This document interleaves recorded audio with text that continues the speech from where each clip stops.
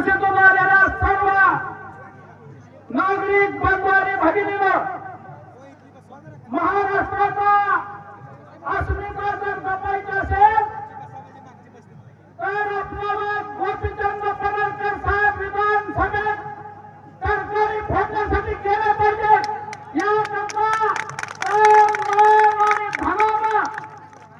आपण प्रयत्न करावेत। मतदान आपल्या गावातील आपल्या भागातील सर्वांचं मतदान कसं कोण झालं पाहिजे याकरता आपण प्रयत्न करावेत।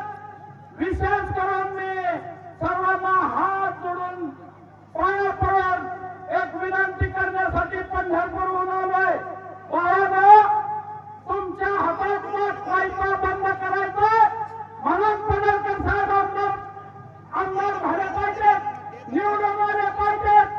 आणि तुम्ही त्या भागातून आपल्या गावातील लोक ऊस तोडणीला कारखान्यावर गेलेले आज या यात्रेसाठी आपण आलेला आहात। त्यांनी तर अजिबात ऊस तोडायला होता 20 तारखेपर्यंत कुणी जाऊ नये। सगळेजण गावात थांबणार का? कुणी थांबणार का? आणि जे गेलेले त्यांना आपण गावाकडे बोलवून घ्या। तुमच्या आणि महाराष्ट्रातील समाज बांधवांची ही अस्मितेची लढाई आपण भावनिकपणे पडळकर साहेबांच्या पाठीमागे खंबीरपणे उभे राहिले पाहिजे।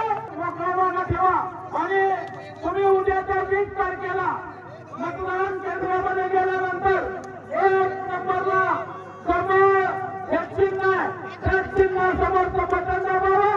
लोकनेते आमदार गोपीचंद पडळकर साहेबांना नामदार करण्यासाठी आपण तुमचं मत त्या ठिकाणी द्यावं अशी विनंती करतो।